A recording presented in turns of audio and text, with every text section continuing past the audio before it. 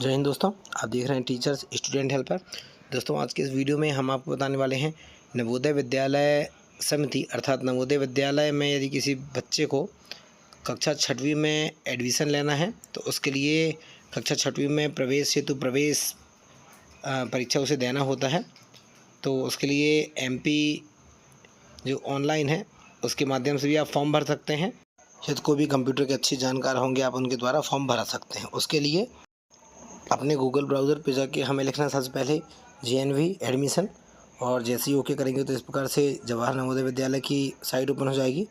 फिर हमें इस प्रकार से JNV लिखकर सर्च करना होगा, जिसमें सबसे पहली विंडो हमें इस प्रकार से दिखाई देगी, देखेंगे।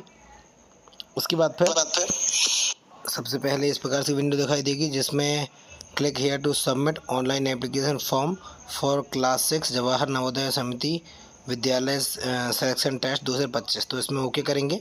जैसे इसमें ओके करते हैं तो सबसे पहले इस प्रकार की विंडो दिखाई देगी जिसमें लिखा हुआ है Navodaya Vidyalaya Samiti online application for admission to class 6 कक्षा 6 में प्रवेश हेतु ऑनलाइन आवेदन 2025-26।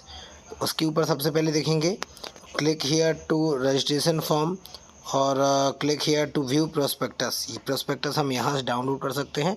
प्रोस्पेक्टस मतलब हम इसे बोल सकते हैं नियमावली, कि क्या क्या नियमावली हैं, किस नियमावली के तहत इस फॉर्म को हम भर सकते हैं। तो इसे हम डिटेल में पढ़ लेंगे। यदि आपको समझ में नहीं आता है कुछ भी चीज़ें तो आप कमेंट करके पूछ सकते हैं। ये सिलेक्शन टेस्ट के लिए लास्ट डेट इसकी है अप्लाई करने की 16/9/2024 अर्थात 16 सितंबर 2024 की। तो इस प्रकार से हम इसे देख लेंगे, आप लोग इसे पढ़ लीजिएगा। कुछ रूल्स हैं जो कि मैं आपको अभी वीडियो के एंड में बताने वाला हूं। तो चलिए इसे हम आगे बढ़ाते हैं, फिर हम देते हैं आगे। बहुत से शिक्षक साथी के द्वारा कमेंट करके पूछा जा रहा था, इसके जो पिछले वीडियो मैंने बताया था उसमें, कि इसका जो एज लिमिटेशंस क्या है। तो देखेंगे 4.2 की एक कंडिका है जिसमें लिखा हुआ है A candidate seeking admission must not have been born from 1/5/2013 and after 31/7/2015 both date are inclusive।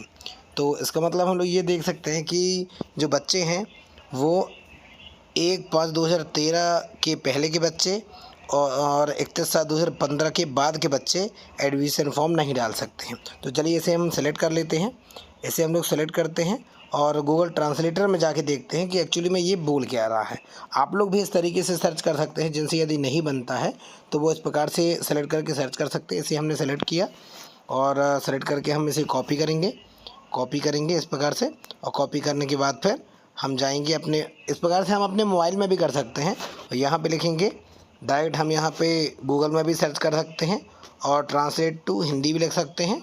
और इसकी एक और प्रोसीजर है, गूगल ट्रांसलेटर से हम इसे ट्रांसलेट भी कर सकते हैं।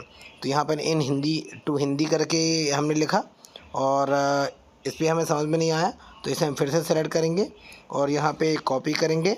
और कॉपी करने के बाद फिर हम इसे गूगल ट्रांसलेटर डाउनलोड करेंगे।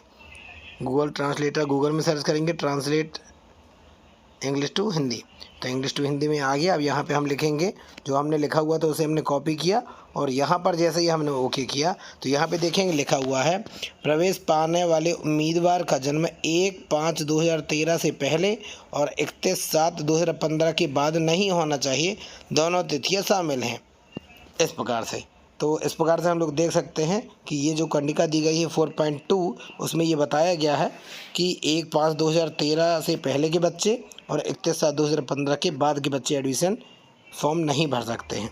तो इस प्रकार से लोगों का जो डाउट था, लोगों ने जो मुझे कमेंट करके पूछा था और पर्सनली भी बहुत सारे लोगों का कॉल आया था, तो उनको मैंने ये बताया था कि इस प्रकार से कुछ कंडिका है।